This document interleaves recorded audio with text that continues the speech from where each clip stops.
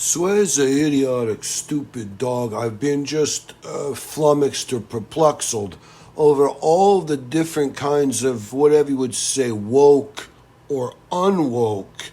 So it's like to be or not to be woke.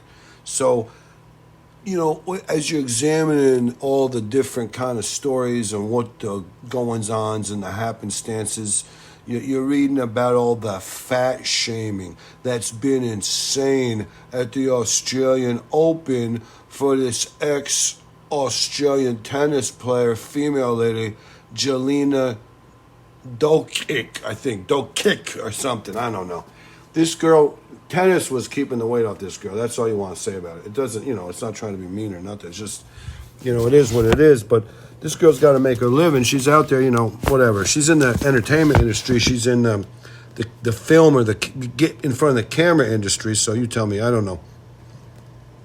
Another one of the big stories is going on is the woke or the unbe-woke people are saying that you couldn't have the M&Ms where they might have had an obese M&M. They may have had a transgender M&M. They had a homosexual M&M.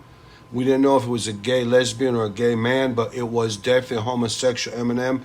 Then they had an M&M like he was supposed to be a white guy, but he was really stupid. So, he's like a stupid father figure, white guy M&M. And so they finally did away. I think Ron DeSantis was the one who got rid of the M&Ms. I'm not sure about that. I do know that Ron played a part in them, ditching Splash Mountain because Splash Mountain was problematic. Now, Ron got rid of M&Ms, but he was fighting to try to keep Splash Mountain because it turns out Splash Mountain was a little bit racist, and Ron is kind of, whatever you would say, reverse racist. Anything that seems to be bad against black people, for instance, is okay because he's more worried about reverse racism, whatever might be bad against white people. So he was trying to keep Splash Mountain open. Disney finally decided they had to close Splash Mountain, I think, to just, put a thorn in Ron DeSantis' side because he's taken away their private status down there in Wobabanka, whatever, Orlando, where they had the Disney was in their own little fiefdom. But if you're perusing the headlines, it turns out Splash Mountain is closing at Disneyland, but it hasn't been announced yet. Guests can check availability daily at the California Resorts website and app. So Splash Mountain is on life support at Disneyland. Splash Mountain's last day of operation was January 22nd, 2023 at Disney World. So Disney World has already shut down Splash Mountain. There was a 220-minute wait on Sunday, the last day that the ride was open. Oriental Land Company announced there are no plans currently to change Splash Mountain at Tokyo Disney Resorts. See, the people in Tokyo, they're kind of laughing at saying, oh my God, they're so stupid. It's just a flume. It's just an old-fashioned flume. They had them at the World's Fair in 1912. What are you worried about, And they don't have nothing to do with, they're just whatever. I'm not going to say anything about it. They don't have the same Southern plantation situations or Brer Rabbit this or Brer Rabbit that. So Japan doesn't have the baggage.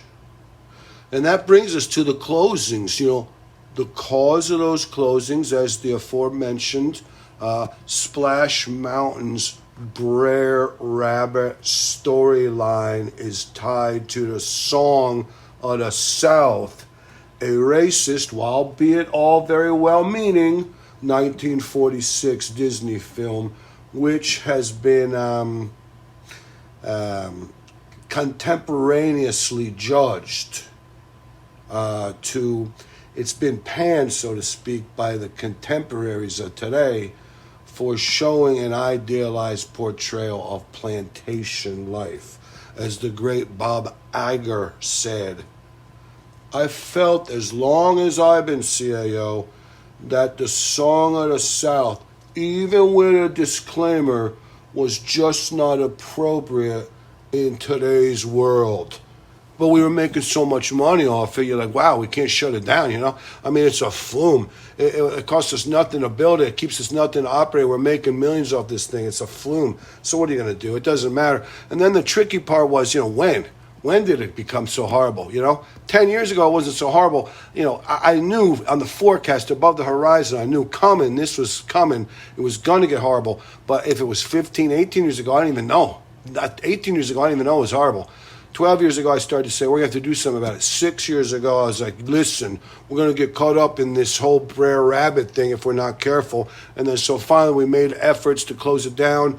We had to get Ron DeSantis' permission. He made his promise to kill, you know, if we would put our weight behind killing out the homosexual M&Ms, they're going to go with Sally Jesse Raphael now as the spokesperson for the M&Ms. So the whole big thing, it's a whole big cabal. It doesn't even matter. But suffice to say, to it, to out, heretofore, it's all right. Don't worry about it.